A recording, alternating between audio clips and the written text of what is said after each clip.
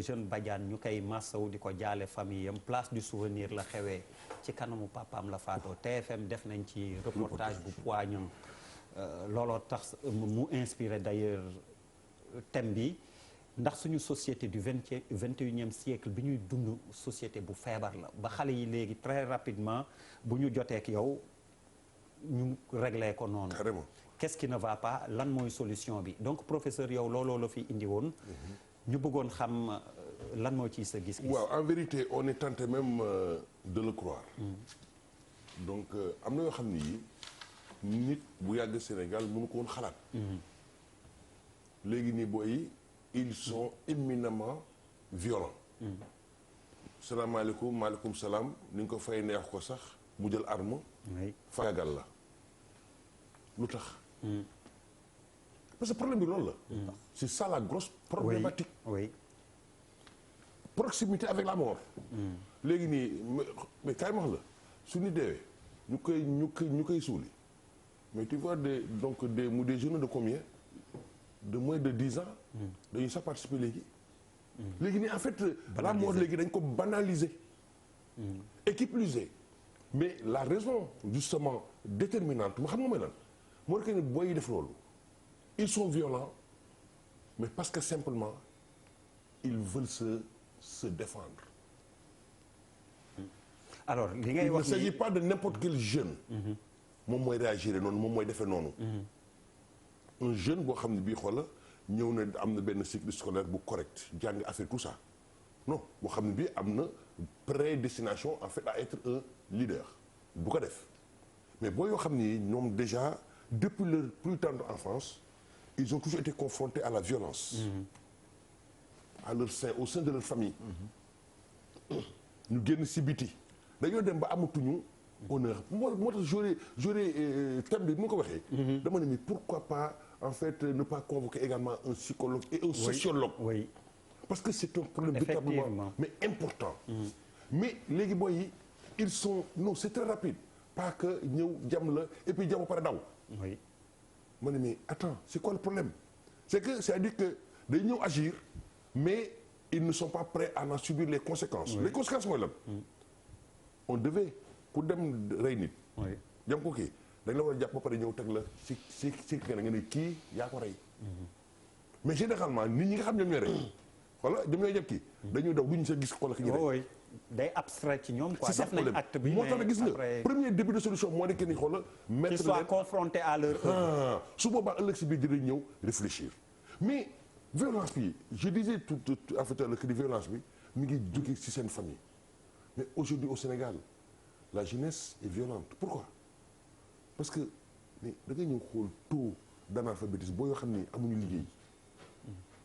lorsque xaaral rek je termine sur ça parce que affaire boo xam ni. oui allez-y. J'ai toujours voulu travailler par rapport à ça parce que j'ai réfléchi. Par rapport à cette violence. Le président a pris donc des mesures ñu naan par rapport à la violence il faudrait en fait ñu yokk kii bi peine yeeg affaire yooyu. mais moi je constate que ce n'est pas ça la solution. il faudrait aller à la source mooy lan. moo di que ne permettre à la jeune en fait aux jeunes donc de se retrouver de retrouver leur honorabilité leur dignité. En quoi faisant? En leur permettant d'avoir en fait une qualification professionnelle. Et il faudrait mettre à profit quoi? Notre organisation sociétale nous permet en fait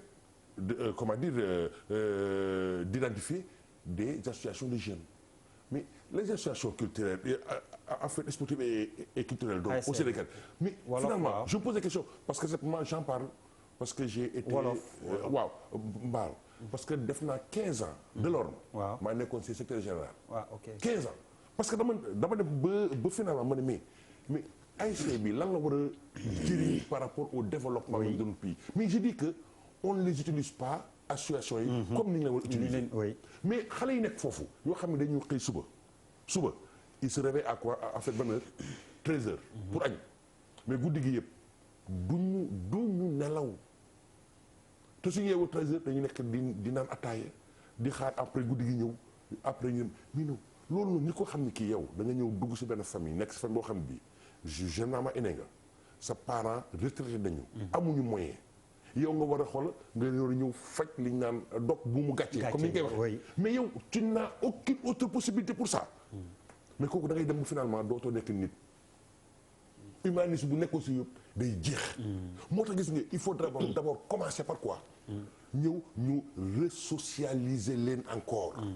pour ne pas que cette attitude-là défensive. ce n'est pas une attitude offensive non défensive par rapport à la société. il faut que ñu permettre ko ñu ñëw xoola ñëw gëm seen bopp. si naka ñu jox leen li ñu liggéeyee. si dara loo xam ne dañ koy jàpp déjà que état bi kay ma la de état dafa am devoir boobu c'est une impérativité pour l'état. nit koo xam ne kii dem nga ba am métier di nga dem ñafe ji te nit ku ñafe dootal yenn yi situation bu ñëw di nga ko mën en fait di nga ko mën gérer parce que di nga nekk sa xel. mais su fekkee ni nag demeewul noonu mais là en fait ça ouvre la voie à tous les dangers. dama bëggoon rek ñu dem pour ñi nga xam ni seetaan nañu élément bi nga xam ni ma wax moo inspiré thème bi ñu dem avec la régie seetaan reportage bi. Ablaye Badiane lay wuyoo ñu gën koo xam ci turu Ablaye Mané jëm ji ngeen a gis ci nataal bi dañ ko daal di boom ki def lu ni mel di ab naataangoom guinéen mi ngi ko def ci gaawu fukki fan ak juróom-ñaar jàpp dibeer fukki fan ak juróom-ñett ci weeru août. minuit laa génn fii sama kër dem foofu ci restaurant kii bi comment dirais-je place du souvenir bi alors bi ma servi le cocktail bi juste entre minuit et quart minuit 30 le temps que may jël cocktail bi je n'ai même pas fini la benn collègue moom ñëw woo ma ne ma père kaay ma ne ko lan la mu ne ma noo laay alors ci laa jóg subitement daw ànd ak moom ma fekk mon fils tëdd ndekete waa ji jam na ko paaka bi côté cœur te fi mu ko jam daf ko atteindre profondément parce que bi ñu demee hôpital médecin bi dafa mu mel ni rek nga jël sa loxo def ko ci poche bi ñu demee hôpital Fann Cardio donc daf ko laal xam naa daf ko kii rek tiré donc il l'a atteint. Yamar Fall di xaritam moonte dey mi ñuy xamal mook jëmm ja dëddu ñoom ñoo nekkoon ci gaawo bi ba tax mu ñuy wax ci àndandoom ba woon. démb ñoo nekkoon comme d'habitude ñuy waxtaan mu ne ma démb 5 heures du matin ma ne ko laay yaa ngi nelaw mu ne ma 5 heures du matin laa tëdd nelaw ma yee ko ne ko laay jógal añ mu ne ma non su ma lekkee rek damay yeewu ñu tëdd di waxtaan si àdduna di wax projet am muy defar néegi ma koy tooñ naan ko laay kan ngay takk jabar mu ne ma dans 2 semaines nëbbu ma daram nit ku baax nit ku oyof. mu doonoon nit ku baax nit ku dëggu jamono yi nag famille Badiane nekk ci ak njàqare ba tax waajuram bu góor di xamle ni li mu bëgg moom moo di yoon daal di def liggéeyam ci wàllu wi. même bu ma ko poursuivre sax yoon war na ko mën a poursuivre donc surtout quand il s'agit de crime parce que bakken du lu ñuy fooyee quoi quand même. mu amoon ci lu tolloog 20 at ak juróom Ablaye daal di génn àdduna ci diggu dooleem moom mile daal di wéy ak ay projets yoo xamante ni. Charles ñuy masawu njaboot googu ak ñëpp ñi nga xam ni loru nañ ci ñi ngi may déy régie ba ne ma Médina semaine bi am na fa cas bu mel noonu ak yeneen directeur mi ci régie bi it ne ma semaine jouru tabaski place du souvenir nangu na ci xale bu am 12 ans paaka. xam nga c'est incroyable. Der la société est devenue violente mais professeur am na lu mu fi wax xam nga wundu man dama màggal si milieu boo xamante moo gën a ñàngal Sénégal muy ñaay coppeer wundu yi daawuñu war rey baan yi dëgg du rey da lay régler sa problème du rey day jël lu mu war a jël du la rey du la gaañ parce que boo ko xisee daa ñàng bu la taxee xool ne la sa lépp si suuf toog xool fële nii bu ma gisati jël lu muy jël dem yoonam kooku mooy wundu mooy vrai wundu vrai guerrier lu fi am nag leneen la d'ailleurs da nekk si dëkk boo xamante ne wax naa ko fi sànq ñun lépp ñu bett on était 9 millions en 2000 nous sommes 16 millions lépp ñuy bett ñu ñëw exode rural comment on fait pour gérer suñu exode rural xamuñu ko démographie bi comment on fait pour gérer ko xamuñu ko urbanisation les plans fonciers xamuñu ko ñun lépp ñuy bett nee naa leen dafa am loo xamante ne faw ñu toog ñu koy waxante suñu biir day metti day saf mais dañ koy wax quand moi j'ai 30 personnes dans 80 mètres carrés quel est l'avenir ñooñu seen avenir lan la sumay doom dañ waxante dëgg xale boo xamante ne amul espace fopp foo xamante ne espace jardin sax pour mu fo jël nañ ko génne nañ fa tabax fa dara cantine wala leneen xale boo xamante ne lépp violence la koy dund addunam violence la mën a nekk am ay inégalité amu fi emploi mais da nga fi wax professeur lu am solo le Sénégal est un pays structuré organisé mais fii lu ñu fi wax sociologiquement lu fi am mais yow bu ñu demoon Chine indi su may xarit yoo xamante ne dañuy waa ngay mexe ñu indi leen matériel suñuy tailleur yoo xamante ne xoolal Bouba xoolal Pape Djibril lu mu sol le costume africain que le Sénégal est en train de faire suñu xale yi bu ñu leen joxe li avec du matériel chinois avec di dama la ne on habille l'Afrique ça veut dire l'intelligence est là muy boo demee bijou boo foo mun ci dem defuñu dara dañu toog fii di copier ay modèles économiques yoo xamante ne ils ne servent à rien du tout dama la ne dëkk boo xamante ne 16 millions d'habitants 9 millions ont moins de 25 ans ils ont 3 problèmes jàngi loisir santé waruñu am beneen problème un gosse de 16 ans il achète une moto pour s'amuser mais du jënd moto pour liggéey léegi boo jëlee 9 millions sur 16 millions il te reste 7 millions sur 7 millions am nga peut-être 1 million boo xamante ne am nañu plus de 55 ans ñu ngi si commencé dem retraite lan lañ soxla santé donc santé lu nga teg si xale yi moom nga leen di jox loisir ñu demee noonu donc il te reste 5 millions de personnes yoo xamante ni dañu war a liggéey te ñooñu ñooy artisans yi loolu mooy projet de société bëgg fi créer c'est-à-dire les inégalités nga ñëw sànq Pape Bouba wax Pape Djibril wax fi benn affaire mais le ministre quand moi je suis enfant gis sama papa mënul sama yaay newut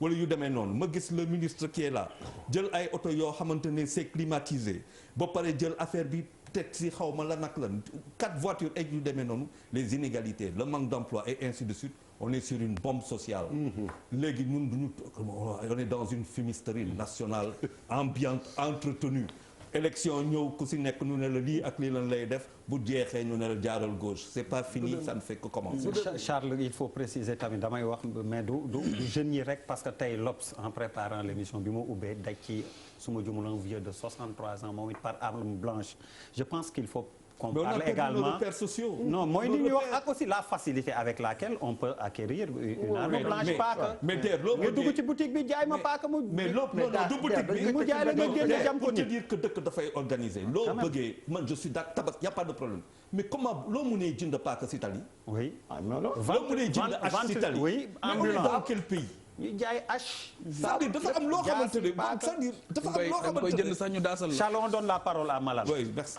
Malal ñu def benn tour de table. lañ la koy daasale. mais man pour man la affaire bi gën na sori foofu parce que en fait dañu évoquer problème mu chômage évoquer problème mu et cetera mais ñaar ñi ki rey keneen ki ils étaient dans un restaurant. oui ils travaillent. donc problème bi c'est beaucoup plus profond que le chômage. boo demee ci yeneen quartier yi c'est parce que les jeunes sont désœuvrés ils fument ils boivent de l'alcool la situation est tendue et le rapport à la réussite yi parents yi am ak li ñu bëgg a sas seen doom yi amatuñu benn honneur dañu am gàcce te koo ci gis lan mooy pourquoi on a tout le temps ici des programmes réussir au Sénégal tekki ci biir réew mi des coopérations à n'en plus finir des montants exorbitants qui sont annoncés dans les élections etc. Le mensonge politique est très permanent dans ce pays. On a énormément menti aux jeunes nan la ñu fenee jeunes yi ku ñëw ton cheval de bataille c'est la jeunesse. Et après c'est-à-dire on les utilise comme fer de lance ñoom la ñu soxla pour en faire des nervis ñoom la ñu soxla pour aller tabasser quelqu'un qui est contre un point de vue etc. Ils sont corveillables à merci.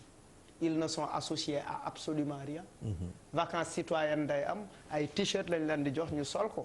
À l'effigie du ministre à l'effigie de tel à l'effigie de tel marche am c'est à l'effigie d'une personne. gëmloo wuñ leen seen bopp. On ne les écoute pas.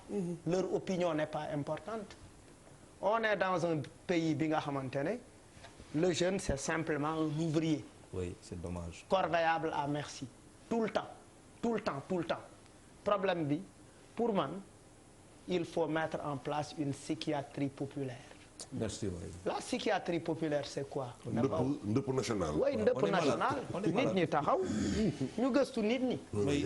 man par exemple il m'est arrivé d'observer daf ma inspiré sax benn woy ma xool benn boy mu ñëw quand il vient vers moi il est sale il ne se brosse pas les dents day bàyyi ay weewam ñu sax bàyyi sikkimam it sax du leen wat. mais ni ku dof. mel ni ku dof il s'abandonne lui-même parce que le rejet commence au niveau de la famille boo waree taal télé bi sax ñu ne bul taal télé bi Ali mooy fay courant parce que Ali moom jàmbaar la c'est-à-dire il y a un rapport de compétition entre des mêmes frères un pays s'il est pauvre il faut que nit ñi compter ci comment on pense l'éducation des gens ci biir kër yi semmiñ yàgg nañ ko jaay paa yi yàgg nañ génn yor semmiñ paa yi dañ doon doxantu sax c'était un décor way yor paaka mais way man sam papa dafa amoon paaka papaay keneen yor paaka papaay keneen yor fii semmiñ mais c'était un outil de travail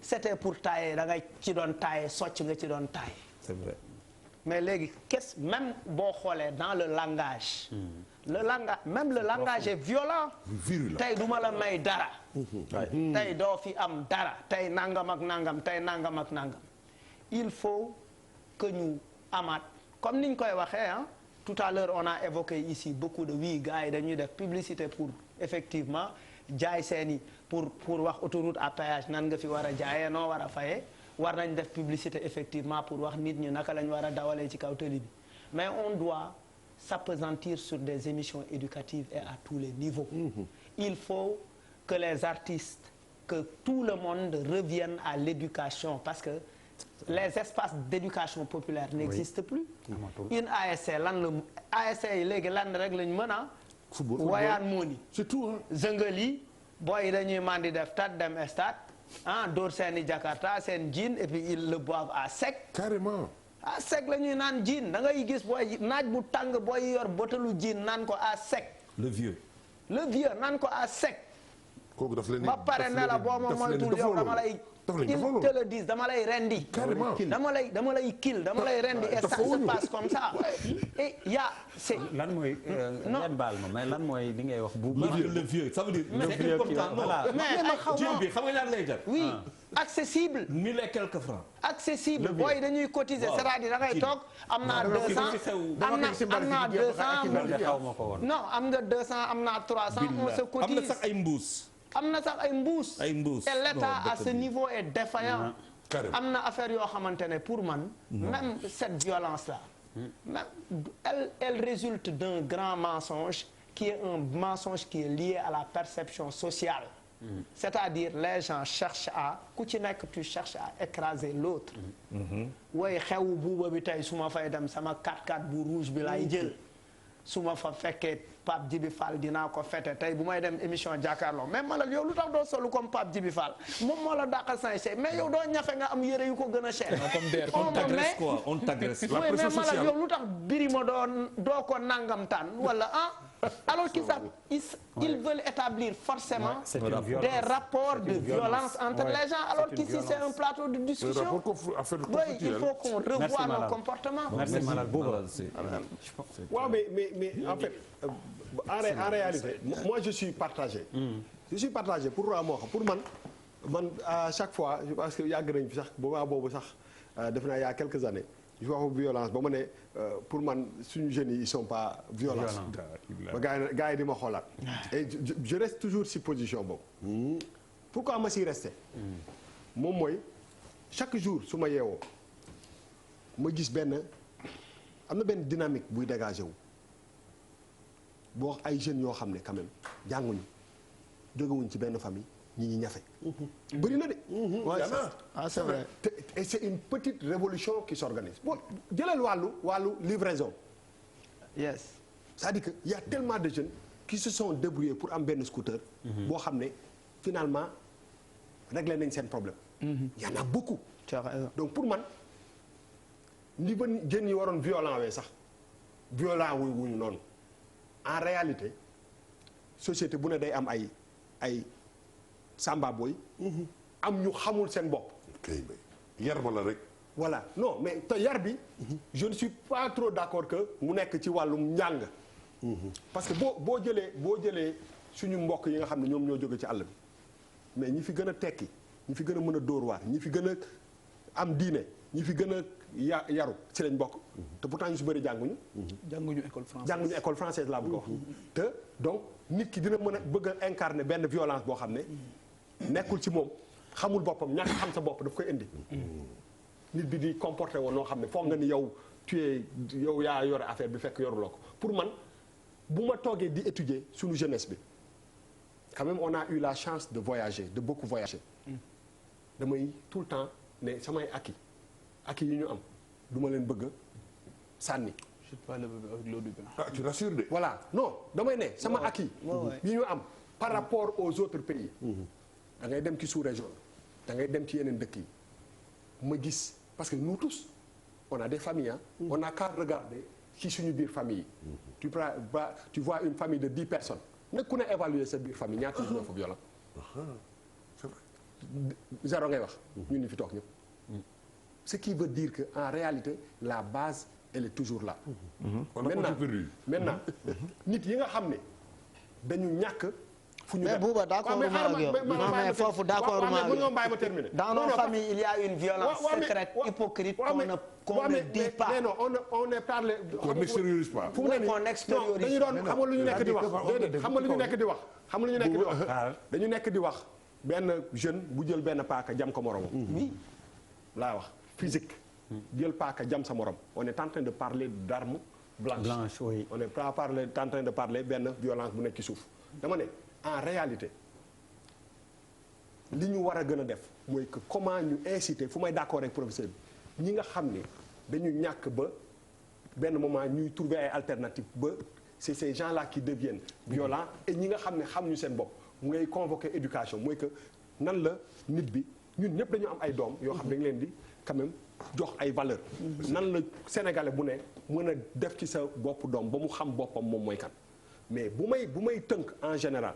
je me dis que quand même dëkk yi dafa metti bëri na booy yoo xam ne ils font appel à la violence parce que tout simplement amuñu c'est cette voix amuñu benn voix te loolu boo am na yenn dëkk yoo xam ne boo ko ne dafay multiplier par 20 mais quand je regarde su may étudier en général je me dis que il y a quand même am na espoir mais am na aussi une façon de regagner aussi ce terrain bi moom looy gën a def da koy gën a perdre mais pour man quand je me base sur 10 jeunes sénégalais que je vois dama ne quand même am na loo xam ne acquis la te loolu acquis boobu damay ragal tout le temps rek que ni bu ñu jëlee ne on a une jeunesse. il faut poursuivre ça une jeunesse boo xam ne c'est une jeunesse boo xam ne.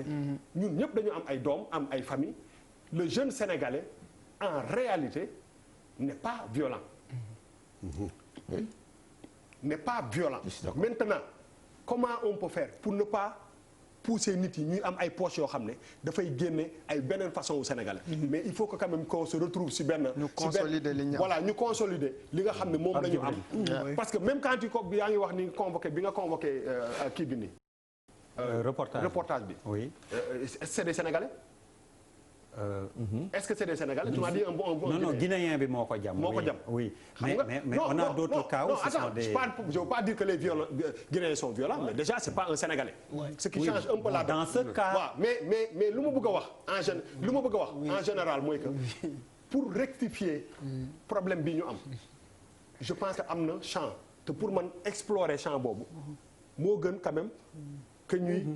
ñu déduire rek mais bon on a une jeunesse violente pour man la jeunesse sénégalaise par rapport à truc dafay bon je pense alors Bouba Médina ni ma lay wax drame bi fa mujj am c'est entre deux waaw mais fu nit ñi mais parce que fu nit ñi di am fu ay nit di dund dina am lu fay xew kooku amul benn société boo xam ne Arabie Saoudite ba ñuy dagg nit yeeg di leen rey day am day kii alors Pape Djibril donc non note d'espoir effectivement société boo mën di jël oui crime moom fait social la société boo mën di jël dafay am xëy na moo tax Pape Djibril ma tuddee ko société du 21e siècle exactement xëy na ñun rek xëy na proportion bi bu inquiétante ci lañ ne nag nañu def taxaw seetlu ce désir là de vivre en société sax pour mën a parer à certaines éventualités loolu moo tax ci wàllu sécurité ñu jël daal di am ñoo xamante ni ñoom lañ ko jébbal ñu amee monopole de la violence mooy état wala ñi nga xamante ni ñoom ñoo ŋànk société boobu donc proportion bi la ñuy te bu ñu inquiété woo Sénégal sax ci proportion bi dañuy inquiété wu waat ci leneen mooy disponibilité bi ñu am ci information yi statistiques yi te je pense que ne loolu dafa nekk ventre mou ci sunu société africaine yi. La disponibilité de l'information, la véracité, l'accessibilité de l'information statistique yi. tey jii bu ñu doon def cartographie ci violence yi fu mu gën a bëri bu ñu defee cartographie bi ba pare ci biir réew mi ñu def typologie violence yi. di nga waar à ce moment. en ce moment après ñu interpeller les différents acteurs qui sont directement ou indirectement concernés. ñu xool ndax dañu war a am d'abord une solution endogène su ma nee une solution endogène mooy ca Diamaguène Sicap Mbao wala ca Thiaroye Gare ñu ne d'abord ñun est-ce que am nañ ay acteurs internes yoo xamante ni war nañ leen mën a utiliser pour soit ñu régler ko au niveau interne soit ñoom ñu collaborer avec une autorité extérieure pour mën ko régler. Donc le phénomène criminel.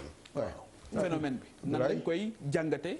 non nga dag ma bëgg a non dagguma la de yow d'accord jëlal sa parole. li ngay wax napp nga ko je continue d'accord je vous laisse continuer je vous donne kii man lay tam yebu la. non parce que lui c'est un défenseur des voitures qui non opposant la sax. mais yaa ngi yàq nit lu bàyyi ko mu ko donc bàyyi ko mu egg journaliste nga da nga jàng li ñu tudde enjambement. mooy def point. Ça c'est en sociologie et psychologie. bul ko nangu. L'enjambement bul ko nangu parce que en psychologie c'est une catastrophe. non waxul ak man boobu lay wax. non yow lay wax man doo mais xam nga fan la ñu dëkkaloo. xam nga enjambement par exemple en 1989 quand on est allé avec les Mauritaniens defe naa 89. violence ba fa la judd. L'enjambement c'est ça. mooy on est sorti de notre état pour aller faire ce que loo xam exact. léegi pour poursuivre léegi ma jàpp ne le problème bi ñu gën a am effectivement buuba note d'espoir lay joxe. note d'espoir mooy il faut jamais jeter le bébé avec l'eau. malheureusement ñi ñu war a utiliser ñooñu cette jeunesse là bi nga xamante ne ñoo ngi ciy am yaakaar war leen utiliser mais le plus souvent duñu leen boole ci dara. oui je suis d'accord avec toi. le plus souvent duñu leen boole ci dara. parce que xëy na mënuñu saaga mënuñu fight ci mbedd bi mënuñu dóor. ils sont civilisés te parewuñu aussi pour nekk booyu kenn pour ne da ngay défendre nit au lieu de défendre un idéal wala soit benn principe bu mag a mag wala une idéologie bu fekkee mën nañ ko wooyee noonu. léegi institution de base bi mooy famille bi effectivement dafa fayit ci fànn yu bari fayit boobu mu fayit moo tax li nga xamante ni moom moo la waroon a secréter te yàlla xam na ne en abordant ce sujet là moi je rends hommage à mon homonyme suma maam bi nga xamante ni moom moo ma yar dama koy rendre hommage ci effort bi nga xamante ni moom la déployé ak présence effective bi nga xamante ni moom la amoon ak ni ko sama yar yitteele woon damay xam ne il y est pour beaucoup. il s'appelle comment Djibril Fall. Djibril Fall. yàlla na ko yàlla yërëm. maam Djibril yàlla na ko yàlla yërëm. yaa ngi dégg su ma fàttalikoo taxawaayam ak yitte bi mu amoon ak ni mu présence effective bi yar yitte la en réalité. mais boo demee ba yow sa papa sax mën na la mere di la tong du la tudd. nga dem ba sa yaay mën na la mere di la tong du la tudd. nga dem ba ci biir kër gi mu mën di am ay coalition contre quelqu'un on s'entend sur quelque chose. mais comme moom dañ ko mere duñ ko impliqué duñ ko wax dara yaa ngi dégg yërmande gis nga njiit caractéristique gu njiit. yërmande mooy yërmande su yërmande dañee kooku dootul nekk njiit fitna lay nekk donc kenn ku nekk na xoolaat boppam. ci dispositif bi. défis et responsabilités quels sont les défis à relever quelles sont les responsabilités à assumer mënuloo am sa doom di exercer ci moom benn type de violence. nga ne à son tour moom bu génnee ci mbedd mi dafay exploser. c'est sûr. léegi bu demee ba ci biir kër gi amatul instance de dialogue. amatul instance de discussion. mais lan nga bëgg moom dafa soxla socialiser wu. absolument. processus de socialisation boobu ci la Pierre Bourdieu di wax ne nag ci lay engranger les habitus. mooy les biens culturels yi nga xamante ni moom mooy tax sax mu am identité. wax naa fi sànq ci sujet bu njëkk bi ne quête de sens la ñuy nekk. mooy lii Cheikh Hamidou Kane tuddee l'aventure ambiguë. nga foofu nag dañ fa xaw a toll crise identitaire boobu. Malal wax na léegi ne dañu war nan la ñuy def ba ñu gëm seen bopp. mais foog ñu dimbali leen ba ñu xam seen bopp ba pare. notre responsable. su boobaa bu boobaa bu ñu gëmee seen bopp am ay repères su boobaa du ñu am problème.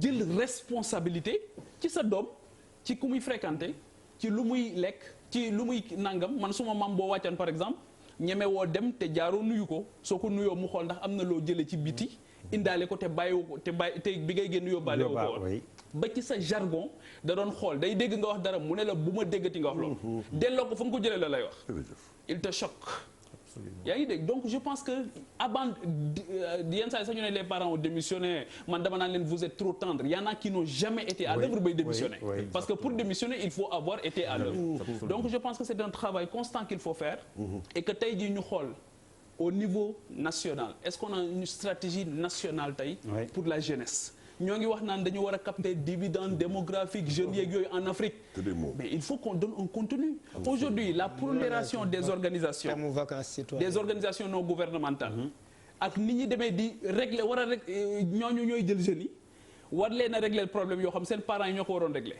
nga jël tey jii société bi egg ci état de décrépitude boo xamante ni dañu am bàjjenu gox c'est parce que la bàjjen biologique anamu. ba ñu war a am bàjjenu gox. te ni ñu amee bàjjenu gox je suis désolé la ñu amee nijaayu gox. non léegi am na nijaayu gox qui éduque en réalité. d'accord on élève on n'éduque plus. J'ai une question pour le criminologue. waa Aïcha waxal Malal parce que moom laa waroon a dem. moom laa waroon mais bàyyi ko mu poser question ma doog a dem. non dinaa dem ci moom. grand. très rapidement Malal. c'est-à-dire est-ce que xam nga ni yow mën nga rey man buuba mën na rey. Abdi bi mën na rey. On est tous des potentiels. En fait, c'est là. C'est-à-dire nous on est en train de parler comme si on ne serait pas capable de tuer. Il suffit d'être confronté à la situation. Oui, c'est ça. Loolu laay laaj, c'est-à-dire tout le monde. Pourquoi on est là en train de parler comme si nous on sortait de l'eau? Oui, on sortait de l'eau. C'est ça. Qu'est-ce qui nous sort de ça? Pour yow lan moo si sa analyse en tant que. Mais parce que simplement, en fait, parce que simplement, comme Pape Djibi disait tout à l'heure, ñun xëy na dañoo jógee fenn te fu mu nekk nii ñun nous croyons pouvoir contribuer ci société bi fu mu nekk nii ñun nous avons en fait nous n'avons jamais perdu notre dignité ou alors notre honneur fu mu nekk nii ñun ay nit lañu loolu rek la fu mu nekk ne ëllëg si biir nag ëllëg si biir kaay ma wax la ëllëg si biir su ma demee comme par exemple et je vais répondre xam naa baax fan nga bëgg mon cher ami ma ñëw génn di ñibbi nit tooñ ma ñu jëwoon tëj ma jox ñu ma xoolal respecté ñu samay droit ma ñëw 2 ans durant 3 ans durant ma nekk prison si loo xam li man en fait dama doon respecté règles sociales yi ma ñëw defuma dara on m'a fait payer benn foot boo xam ni commettre ma mais su ma génnee vous croyez que ça sera toujours le même Iba que non là je vais regagner loowu ñi nga xam ne ñii ñoom ñooy les violents parce que là je serai désormais violent pour dire simplement que la frontière est tenue ça dépend maintenant situation yi nga xam ne moom nga ko fi li nga xam ne moom nga dund mais ni ñu ko waxee léegi violence bi c'est d'abord au sein donc des familles maintenant su ñëwee ba société bi maintenant en fait violente contre vous-même tu seras obligé donc de réagir et j'enchaîne pour dire la pure forme de violence xam nga mooy la c'est pas cette violence-là que l'on exerce contre autrui c'est cette violence qu'on exerce contre soi-même en quoi faisant li ñu naan mbënd kii bi nu mu tuddati jël bateau yi pour dem gaal mbëkk mi mais c'est mortel c'est infernal kooku moo nekk ni c'est une question de vie ou de mort yow fu mu nekk da ngay xaru oui c'est oui mais ça problème et qui plus est booy yi dem prison ñu dem tëj leen ñu def benn forfait ñu ñëw yow avant yow soo doon def prison xoola soo génnee da ngay laaxatu oui mais léegi xoola dañu yaakaar ni kii ndam la kay da ñëw génn kayit naan man def naa prison mais di ko ndamoo mais dans quelle société sommes-nous exact moo tax gis yooyu yëpp dañ ko war a ñëw jàngat xam ne la situation booba j'ai bien adoré note d'espoir bi nga xam ne moom nga non mais du note d'espoir je veux pas non attends moi je suis clair dama ne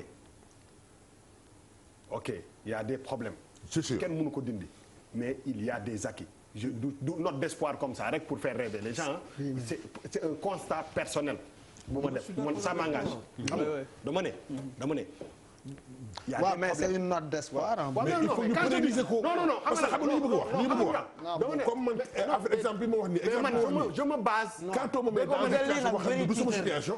non lii bu bëri nga déedéet mais du ma doo man déedéet parce que amul tax déedéet non xamul tax non déedéet dafa am déedéet soxlawuma ku ma tàccu dama soxla déedéet non tey non malal toog non bàyyi ko man xamul ma soxla dama soxlawul ku ma ne li nga wax dëgg la xamul ma soxla xamul ma soxla déedéet non bul génne xamul ma soxla xam nga lan mooy différence lan mooy différence soxlawuma ku ma ne li nga wax dëgg la xamul ma soxla ah la ma wax ma génnee ko ni ma ko waxee ma comprendre ko bu amee dara loo xam ne waxuma note d'espoir dama ne la man ça m'engage mes propos il y a des problèmes mais il y a des acquis. Il y a des acquis. te loolu c'est un constat mais nekkuma fi naan way non di alors Ibrahima Ndongo sur ce fait de société là loo ci xalaat comme yow it grand bi jàpp na téléspectateur yi door leen mais Charles tu sais professeur déglu leen s'il vous plaît voilà Ibrahima fekkee ko ci boole nañ ko ci boole kon dama ci fekkee ma ci boole voilà donc oto yee la fi indi woon waaw mais ñuy massawu Papis Diaw au passage ci société bi laa bokk dafa feebar ci société sénégalaise laa bokk ci laa bokk kon nag dama koy vivre dama ko dëkk dama koy gëstu ndax bëgguma ko ma rey ci mbedd mi bëgguma ko rey sama njaboot ci mbedd mi donc te dañu ni savoir c'est pouvoir du dëgg dafa am loo xamante ni dama ko seetlu ci violence bi li ñuy tuddee violence est-ce que réellement sax c'est une violence parce que ci biir diggante xarit lay doon ci diggante biir famille lay am cousin bu rey kiyam mais ci ëpp ñi xamante ñoo ñuy wax violence ay nit ñu xamante miinante lay doon d'abord dégg nga loolu dafa nekk un cas est-ce que ci biir famille yi lañ fa war a dox ak chef de famille amatina comme ni nga doon wax léegi bàjjonu kër moo est-ce que am na wala kii nit day am ndijaay waxees na ko ku am ndijaay kër yaay da ngay am kër baay dëgg mais ñooñu ñëpp mooy la famille élargie bi nga xamante ni ñu daan wax ci yow bu njëkk yow boo génnee di def loo xamante ni wuloo ko def ci mbedd mi sa xaritu papa bu la gisee moo leen njëkk a corriger da nga doo te boo ñëwee boo ko nettalee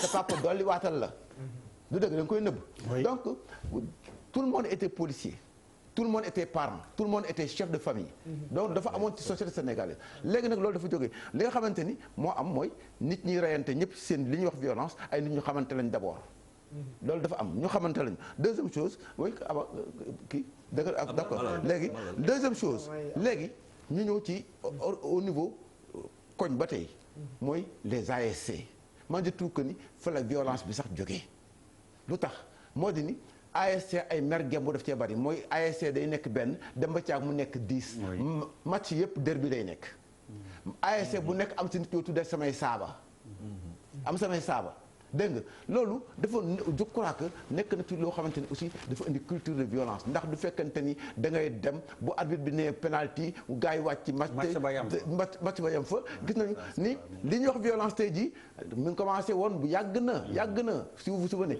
au stade là bi nekk en face télé nu mu tuuti Iba Mar amoon na fa ba am fa ay tué ci loo xamante ni affaire match de football la duggul ci donc violence boobu dafa am léegi tamit dama bëgg ñu xam ni développement dafa ànd ak tamit ay certains problèmes yu am moo di ni nit ki bu ñu koy rey ndax juróomi dërëm sama wecce doxaloo ma ko ci kaar bi dégg nga sama si usla ak les jeux de hasard ndax baby foot yi xale yi di yor ci terrain développement da nga naan pauvreté la àndal waaw pauvreté la pauvreté est pour man elle est relative qui est pauvre qui est riche defal ndànk déglu leen ko mala defal ndànk ne philosophe pas sur la la pauvreté c'est qui moi je suis pauvre je peux dire que je suis pauvre moi je peux dire que je suis pauvre ma ne je suis pauvre parce que je peux dire que je suis pauvre malgré pourtant am naa ay revenus mais li ma am doyul je suis pas. Ah oui. Je n'ai pas pour mon cher ami. mais dama tey du ma ci d'accord mais loolu laa wax. dëgg dëgg pour conclure les jeux de hasard. oui c'est relatif. mais c'est son avis. C'est un débat. ensuite dafa am loo xamante dañ ko teg. am na loo xam ne dañ ko teg. moo di mais waaw non d'accord mais ça c'est une forme de violence hein. C'est par rapport à lui par rapport à kon daane la quoi mieux beneen affaire bi mooy le fait que ñu bëgg fa segmenter la société sénégalaise ou bien dakaroise elle-même ndax lu ko waral moo di ni bu fekkente dafa am ñoo xamante dañuy wooye seen bopp ni ñun ay boy banlieue lañu dégg nga ñeneen ñi lu ñu doon c'est-à-dire que esprit boobu bu ñu ko jëlee sur le plan positif dégg nga bon jàppalante jëmma dimbalante et ceci ou cela maa ngi ko ni loolu dafay baax mais du fekkente ni ko jël en opposition dégg nga as dégg nga ki nga xamante ni doomam dafay jàngi école en voiture ou ceci ou cela dégg nga kooku dama koy gis ni kooku day daal di indi benn Charles en une minute waaw en une minute ki dafay wax lu am solo la psychiatrie qu'on ne convoque pas la psychologie qu'on ne convoque pas boo amee benn psychiatre pour 500 000 individus normalement la c'est un psychiatre pour 10 000 individus tu as un problème dans un pays xam nga violence ñett la première chose c'est une situation nañu wax ban mooy situation ba deuxième chose mooy le sujet qui sont les sujets foog ñu xool ko mooy lu nga doon wax sax le troisième rendez-vous c'est l'objet voilà trois choses yoo xamante ne professeur dama bàyyi mooy sunu mooy lu nga doon wax sànq mooy le rendez-vous auquel ñun dañu war a ñëw taxaw wax si la situation de ce pays les sujets moins de 25 ans c'est 9 millions l'objet bu ñu amul objet nga gis sujet tu crées le problème merci beaucoup Charles alors man benn virgule laa ci bëggoon xam nga tamit des fois violence dafay rimer ak lucidité ah sànq malal dafay rimer ak lucidité c'est-à-dire que dans tous les sens du terme nga lucide pour mën a pas faire benn acte boo xam ne peut-être di nga ko regretter dafa violence ci dëkk yu bëri drogue da koy indi alcool da koy indi mooy nga nekk sous influence de quelque chose absolument dara dugg sa yaram loo xam ne daf lay tàggale ak sa sago mais boo nekkee ci réew moo xam ne dafa am na ay villages yoo xam ne gars yi doon nañ fi wax ay waxi alcool bi dañ ko fa daan dugal ba finalement même les habitants pour ne pas citer de nom wala de village balaa gars yi dal sama kaw que les habitants dañ daan des fois naan ba finalement dafa doon am violence boo duggee ci dëkk boo xam ne bopp koñ boo nekk les jeunes ont accès à l'alcool c'est pas normal les bars clandestins là baar yi non bu lañ wax baar yi tuuti nañu mais les supérettes buvettes yi nekk ci tali bi almadi bi ak ngor bi ça veut dire mais boo seetloo ba seetlu foofu la affaire yi gën a commencé c'est-à-dire que ils nous ont mis ci bopp koñ bu nekk benn supérette boo xam ne boo fa demee guddi sur 10 clients les 9 alcool la ñuy jënd te booy ci bopp koñ bi la ñu dul c'est-à-dire mais nit ñi jeune boo ko tàggooleeg sagoom mais bu xeexee day violent c'est-à-dire que en réalité ñun ñoo initié loolu régime yi fi jàll yëpp kenn réglé wul problème boobu il faut que nos jeunes soient qui restent lucides ñuy bañ a jël ay mbir di ko dugal fu ñu war a appliquer législation s'il vous plaît Charles sur 10 jeunes sur 10 jeunes kenn wala ñaar gis yoo xam ne du utiliser drogue oui systématiquement non prof wàññi tuuti nag quand même. non waa di non witi bëri na waaw wàññi tuuti non kay ma wax la. ñoo ciy utiliser dañoo xool dama ñëw dañoo dund. waaw 80% dafa xaw bëri quand même. on part donc des familles. on part des familles. après ñëw génn ci quartier bi. waaw mais dama la ñu utiliser wala utiliser wu. waaw mais non mais dégg ko man la bopp déedéet bu dee nit ki ni muy jëndee xorom ak suukar ci bopp bitigu naar bi noonu la amee accès pour jënd alcool. oui ça pose le problème de la législation. comme Auchan par exemple sans tooñ. j'aimerais bien savoir si on applique la législation. taf nañ ni boo amul 18 ans ak présentation carte d'identité du la jaay. Charles benn virgule wax naa ko fii waxoon nañ fi affaire bi boo demee Harlem nga dem Bronx c'est New York wala nga dem Detroit wala nga dem Chicago dëkk fi nga xam ne black yi fa lañ nekk la tubaab ba def dafa jël bopp koñ bu ne mu jël fa benn coréen ubbil ko liquor store oui parce que liquor store bi booy bi dina génn ci bopp koñ bi naan ko ba mandi violent pour conserver rester que les noirs restent violents c'est vraiment fini.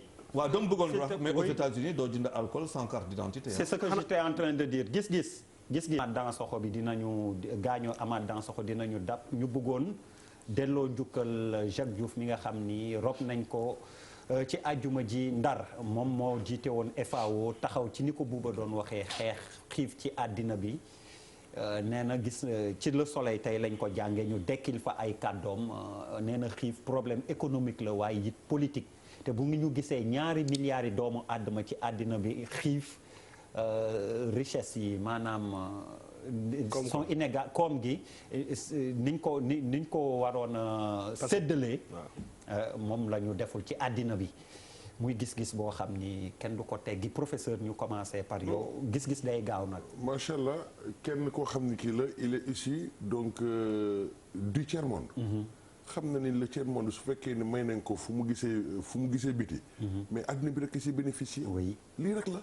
Pape Djibril. am na année boo xamante ni bi ñuy fêter journée mondiale xawma de la faim xawma de l'alimentation xamatuma moom dafa woor dafa yendoo woor ne dafay compatir ak ñi nga xam dañu xiif aveu d'impuissance bu mag a mag la woon c'est-à-dire que sunu li tax tant que redistribution équitable des richesses amul tant que accaparement bi amul violence bi ñu doon wax léegi du fi jóg parce que benn groupuscule la ñooy jël lépp téye ko aakimoo ko bàyyi ñeneen ñi. waaw mais mooy problème mu Afrique mooy li nit ñi war a dundee gars yi jël ko yóbbu ko feneen jëlal ko seen bopp je pense que loolu moom mooy suñu coono bi gën a rëy Afrique mooy que voilà alalu askan wi gars yi di luubal di ci def yeneen. loolu moom kenn mënu ko dindi. alors Ibrahima Ndongo. li sama problème moo di nii vraiment Afrique daf may jaaxal naka la demee ba xiif di fi nekk ndax am nañu suuf am nañu ndox am soleil am énergie naka la xiif mën a nekk problème. parce que xaalis bi nañu yóbbu. on a des génocidaires. waaw kii lu mu wax rek l'Afrique le continent le plus riche au monde avec des Africains les plus pauvres mais benn affaire rek Jacques Diouf je pense que malheureusement on l'a pas suffisamment connu et je regrette le rendez-vous daté ak Jacques Diouf. macha allah. Malal. am nañu suuf am nañu ndox mën raw fuuf autonome dox kenn duñu uuf te bu duñu jox dellu ci tool yi réew mi naat am nañu ndaw am nañu naaj na taw ay ca ñu waaj mbay mi di law am jur paaj koom-koom yokku xiif duñu faat ñuy dellu di jàll ñuy dellu di jàll kon Jacques Diouf moomu njabootam waaye Sénégal ak àddina bi yëpp ndax taxawaayam kenn naataplewu ko ci wàllu wi nga xam ni moom la féete woon gis-gis bi ci topp. alors Pape Diop jiite bokk gis-gis nee na ñëpp xam nañ kan lay waxal nag on ne peut pas aller en vacances au moment où la population est confrontée à 1000 difficultés ci Sud Quotidien la ñu xëy daal di koy jàng ma dem ci professeur Iba. Ça c'est politique quoi. Ça politique ça n'a aucun impact par rapport aux destinées des Sénégalais. Politique carrément quoi. Pape Djibril. bon man li may wax mooy est-ce que moom il est bien placé moom daan na dem vacances. duñ ko wax. te réew mi lan moo fi changé entre temps te ñoom dañ daan dem vacances c'est pour des raisons politiques rek dëgg fa yàlla. njiit qualité. fondamentale pour njiit yërmande la. su ci dañee fitna la. ayca Bouba. non man en fait en réalité. non mais en réalité. oui. en réalité. vacances dafa baax. vraiment. ci kuy liggéey. te bu baax wax loolu de. ci kuy liggéey xam nga lu tax ma wax ko. man pourquoi may dindil président Macky Sall ay vacances am. déedéet. non bëgguma ko dindil mais na liggéey su liggéeyee mu dem vacances parce que pour man boo nekkee président fépp foo nekk mën a nekk géographiquement. tu travailles parce que tu es à disposition quand même jumtukaay donc pour man honnêtement ñun ñëppay ku ci am as néew jël avion dem. man le problème n'est pas là pour man vacances ay 15 jours 20 jours c'est pas le problème mooy que liggéey. on recule. voilà pour mieux se. boo liggéeyee mën nga jël vacances. mais il faut nga liggéey comme man maay wër gis-gis yi waa këram bu ñuy tontu sax loolu la ñu wax Biarritz la dem ndax 5 jours après dañ doon def sommet G. non yooyu sax ñun suñu la ne aussi. bon voilà je dis que y a eu des explications. mais bon ay vacances. mais sommet G7 pour les présidents africains c'est une villégiature après. bon léegi bi mu jógee sommet bi muy dem Japon tamit villégiature la parce que bu ko jógee dafay dem Japon aussi. yaa gën xam ne c'est on amuse la galerie foofu. alors Malal. waaw même bu fekkee dem la vacances dina ñëw parce que dans Sokho gaañu na. waaw mais vacances l'année a été difficile année électorale dem vacances man je trouve aucun wax dëgg yàlla. c'est important. pour la pression d'un chef d'État. Ibrahima Ndongo. l'homme politique de yàlla li muy wax. man awma leen lu ma ci wax ndax moo xam lu tax mu wax ko. waaw. alors wax nga fi tey waaye Ndongo waaye. vraiment très bien conclu Ibrahima Ndongo. enfin vraiment ñi ngi remercier tamit régie Pape Samba Thiam tey moo fa nekk ak Ndiaga Ndour ak équipe bi mu àndal yëpp ñi nekkoon ci infographie bi ni ki it réseaux sociaux yi ñi ñu doon jottali hashtag jàkkaarloo bi ñi ci doon participer ñuy gërëm suñuy ñaari invité professeur Iba Barry Camara université Cheikh Anta Diop bu Dakar Ibrahima Ndongo également